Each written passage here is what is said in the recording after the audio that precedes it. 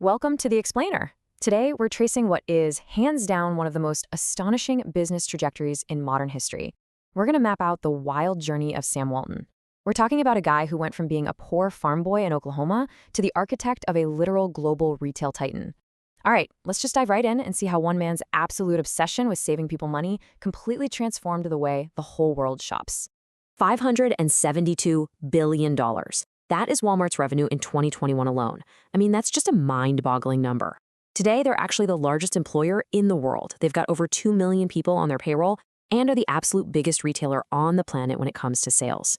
It's this massive, almost incomprehensible empire, right? But to really wrap our heads around how this absolute behemoth was built, we've got to rewind the clock. We have to go back to its incredibly humble and, honestly, entirely unlikely origins. Section 1. The Early Hustle. So Sam Walton's childhood was basically defined by severe financial struggle. He was born in 1918, which means he grew up right in the teeth of the Great Depression.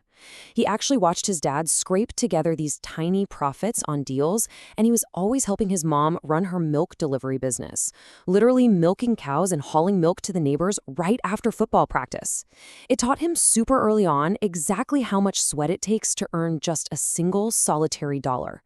He graduated high school in 1935 and worked just countless odd jobs, waiting tables, delivering newspapers, whatever it took, just to support himself through the University of Missouri.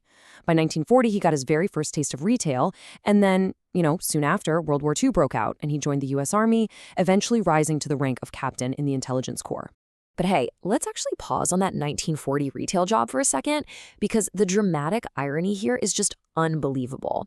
His first real job was as a sales trainee at a little JCPenney in Iowa, making like $75 a week. And get this, he was terrible at it.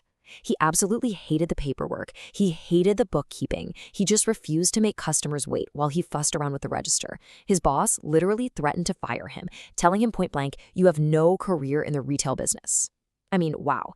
The only thing that saved young Sam was his incredible natural gift for salesmanship, which managed to earn him just enough commissions to keep him around. Section 2. Breaking Retail Roles. Fast forward to after the war in 1945. Sam has a wife and a kid to support now, so he decides to go into retail for himself. He scraped together $5,000 of his own savings, got a $20,000 loan from his father-in-law, and he bought this failing Ben Franklin variety store down in Newport, Arkansas. Now keep in mind, millions of small stores were going under during this era. This little shop in Newport was bleeding money, but it became Sam's first real laboratory for retail disruption. Back then, the old way of doing retail was pretty rigid. You followed the strict rules of your franchisor, you buy only their marked up goods, and you keep your profit margins high. But Sam, he studied those rules and basically broke all of them. He dug into his contract, found a loophole that let him buy cheaper merchandise from outside suppliers, and created his own formula. His big idea was to drastically slash his own profit margins, offer the lowest prices in town, and make his real profit strictly on a massive volume of sales. And you know what? The result of that high-volume strategy was just explosive sales growth for his Newport store. Look at this. In just his first full year, sales shot up 45% to $105,000. Year 2, $140,000.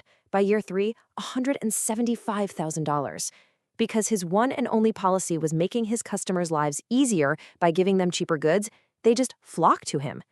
Now, his franchisors were absolutely furious that he was buying outside goods, but well, they really couldn't argue with those numbers. Thanks to this crazy high-volume strategy, Sam completely repaid his father-in-law's $20,000 loan in just 3 years. Section 3. A devastating setback. So just as Sam becomes the leading variety store owner in all of Arkansas, his booming success is suddenly, and honestly viciously, yanked right out from under him. It was a crushing blow, and it all came down to a massive rookie mistake he'd made on day one. That 1945 lease he signed for the Newport store, it had absolutely no renewal clause. None. Walton had agreed to pay 5% of his sales in rent, which, by the way, turned out to be the highest rate anyone had ever paid for a variety store, but he totally forgot to include a standard option to renew. So, when the landlord saw how wildly profitable the store was, he simply refused to renew the lease, legally took over the business, and handed it straight to his own son. Walton later called this the lowest point of his entire life. He was literally kicked out of the very town he had just poured his soul into building. But here's the thing about Walton. He didn't quit. He learned. He packed up, moved to the tiny community of Bentonville in 1950, and orchestrated this incredible comeback. Step 1. He demanded an ironclad 99-year lease for his new Walton's Five and Dime. He wasn't making that mistake twice. Step 2. He discovered and immediately implemented this revolutionary new concept called self-service. Instead of having clerks run around fetching items for people, customers just grabbed the goods themselves and paid up at the front, which drastically cut his overhead.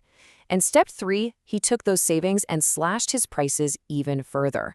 People originally thought he wouldn't even last 60 days in Bentonville, but instead, he tripled his income in less than a year. Section 4. The Discount Revolution. Riding that massive post-war economic boom of the 1950s, Sam took his Bentonville profits, borrowed some more money, and started scaling up. By the end of the decade, he was the proud owner of 15 different stores. But he wasn't satisfied. Not even close. He pitched this much bigger, way riskier vision to his franchisors. He wanted to build massive discount stores located exclusively in small towns, selling absolutely everything at a deep discount. Well, the traditional franchisors flat out rejected it.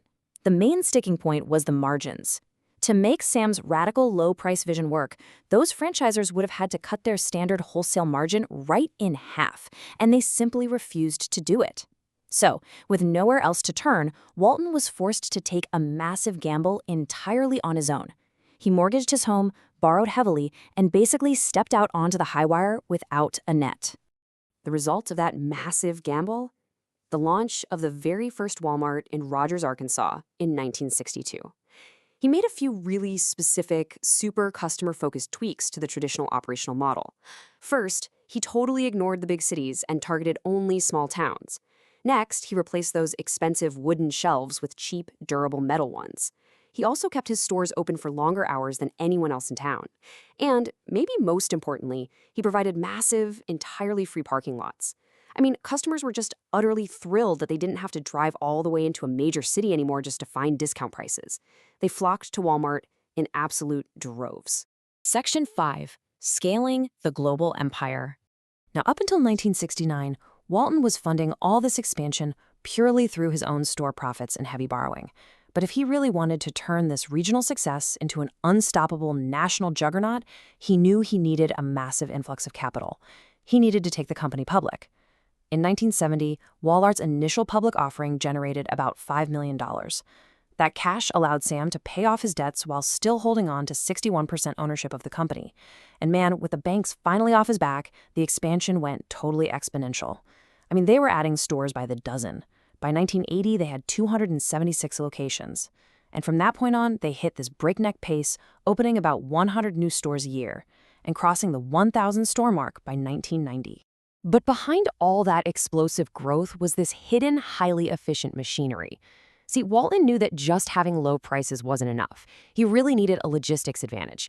So he implemented profit sharing and stock options for his employees, who he called associates, just to give him a real, tangible stake in the company's success. He also strategically clustered his stores around these massive central warehouses. This guaranteed efficient one-day delivery and totally slashed his advertising costs. And crucially, he cut out the middlemen entirely. He started buying goods directly from the manufacturers to drive his retail prices down even further. It was brilliant. And the financial payoff for anyone who believed in this model early on, it was simply staggering. Just consider this. If an investor had bought just $1,650 worth of Walmart shares at their IPO in 1970, by 1987, that single investment would have skyrocketed in value to $700,000. 700 grand. Walton had struck pure gold, and the retail landscape as we knew it would just never be the same again. Of course, with massive scale comes massive scrutiny. Walton faced intense criticism from groups who accused his enormous, hyper-efficient supercenters of just rolling into small towns and destroying the independent mom-and-pop retailers. Now, Sam Walton didn't shy away from this reality at all, but he defended his model by pointing straight back to the consumer. Like he said, the small stores were just destined to disappear. The whole thing is driven by the customers, who are free to choose where to shop. In his eyes, he wasn't the bad guy. He was simply giving the people exactly what they demanded, which was unbeatable value. Which brings us to the really complex legacy of Sam Walton, the poor farm boy who forever altered global commerce. He undeniably achieved his mission, right? He saved everyday people money, and he built an absolute empire on efficiency and volume. But it's really worth pondering the double-edged sword of that incredible success. Did Walmart's relentless, visionary drive for low prices ultimately cost us the very small-town ecosystem it was originally built to serve? It's a fascinating question, really, about the true cost of our modern convenience. Thank you so much for joining me on this explainer, and remember, keep questioning the world around you. Catch you next time.